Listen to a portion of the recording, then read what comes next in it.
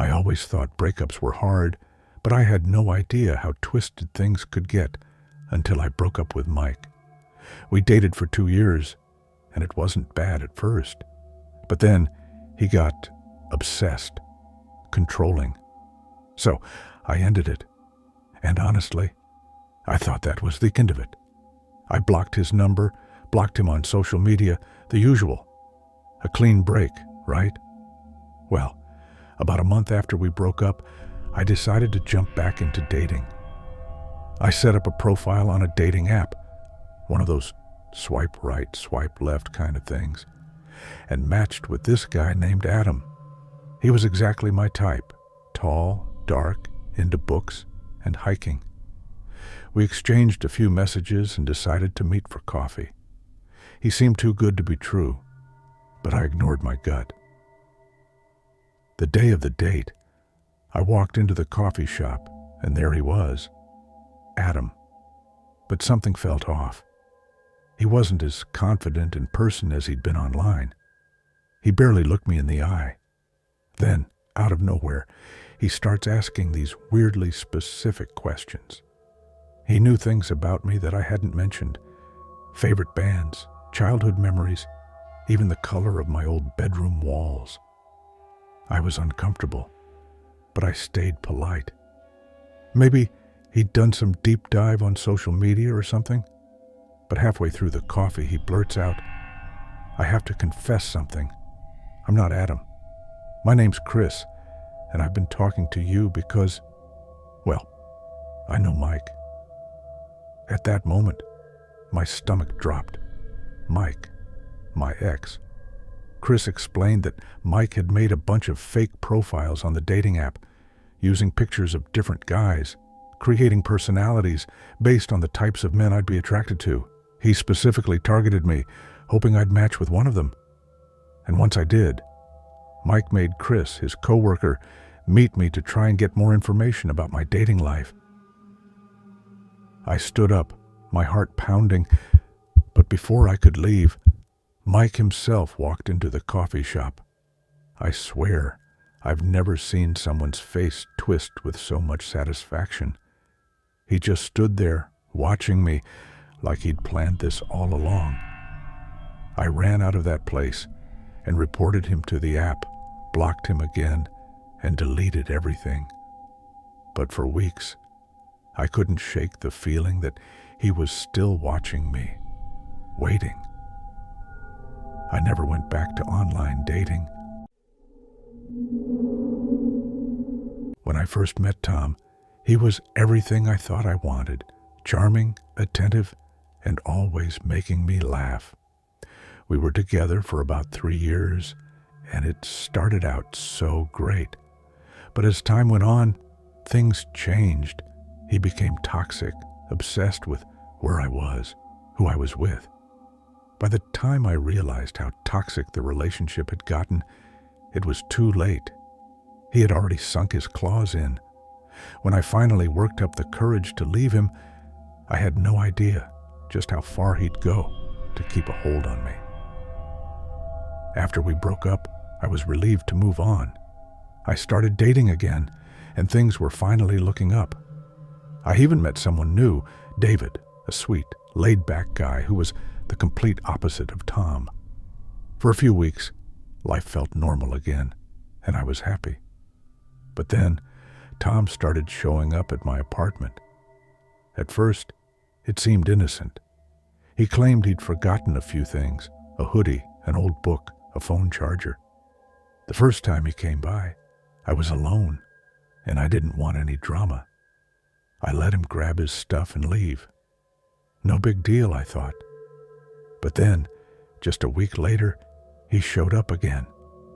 This time, David was over, and we were in the middle of watching a movie when there was a knock at the door. It was Tom, standing there like it was the most normal thing in the world. "Hey, I think I left my running shoes," he said, not even acknowledging that David was sitting right there. I didn't want to make a scene, so I let him in again. He grabbed a random pair of shoes, ones I was sure weren't even his, and left without a word. But it didn't stop. Over the next few weeks, Tom would show up at my door with different excuses. I think I left my wallet. Or there's a jacket I forgot in the closet. Always something. And it was always when David was over, like he was trying to make his presence known. David started to get frustrated, asking, why does he keep coming back? Why can't he just move on? Then, one night, Tom took things too far. It was around 2 a.m., and David and I were asleep. Suddenly, there was a loud knock on the door. I knew immediately who it was. Sure enough, I opened the door to find Tom standing there in the middle of the night, claiming he left a jacket again. This time, David snapped.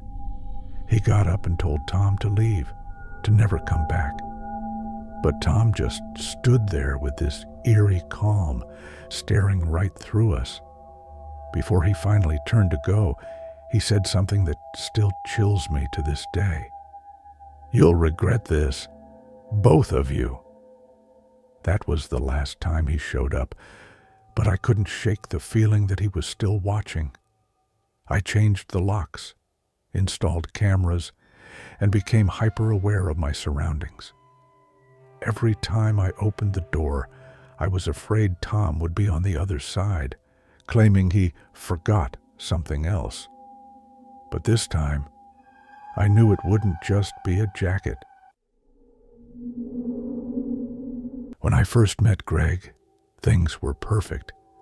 We dated for about 1.5 years, and for the longest time, I thought I'd found my person. But after a while, his jealousy started to creep in. He wanted to know where I was every second, questioned me about everyone I talked to.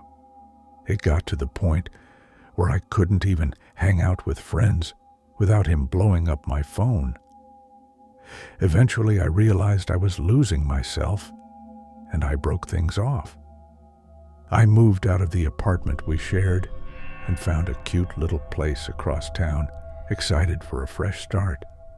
I was moving on, even started seeing new people. Things were finally getting back to normal, or so I thought. 2 months after I settled into my new place, I noticed someone had moved into the apartment directly across from mine. I didn't think much of it until one day I heard a familiar voice as I was leaving for work. When I turned around, my stomach dropped. It was Greg. He was standing there, leaning against the door to his new apartment, the one right across the hall from mine. "Hey," he said, like nothing had happened. "Can you believe it? We're neighbors now." I couldn't believe it. There was no way this was a coincidence. He had somehow found out where I was living and deliberately moved in across from me. I felt sick. I tried to act cool, nodding and rushing out the door, but inside, I was panicking. After that, I started seeing him everywhere. Anytime I'd leave my apartment, Greg would be there, standing in the hallway or casually leaning against the doorframe. He'd act like it was just happenstance, like he wasn't watching me. But I knew better. Every time I came home from a date or had a friend over, Greg would appear, either heading out at the exact same moment or lurking in the parking lot pretending to be on his phone. It was constant, and it was terrifying. But the worst part? One night, I came home after a date, and I found a note slipped under my door. It was written in Greg's handwriting, a simple message that sent chills down my spine. "I still know everything about you."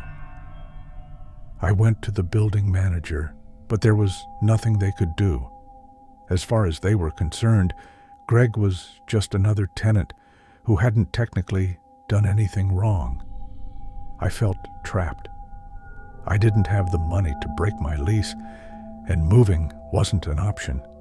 So, I did what I could to protect myself.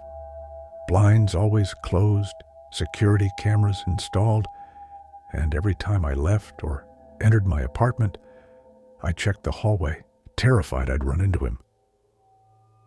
One night, I was out with a new guy, and as we came back to my place, I could feel Greg's eyes on me. I didn't even have to turn around to know he was watching from his window, hidden behind the blinds. That's when I knew this wasn't just about being neighbors. Greg had moved in to keep control over me, to make sure I could never fully escape him. I broke my lease 2 months later, packed my things, and left without telling anyone where I was going. I've never looked back, but even now, in my new place, I can't shake the feeling that Greg might be somewhere nearby, just waiting to show up again.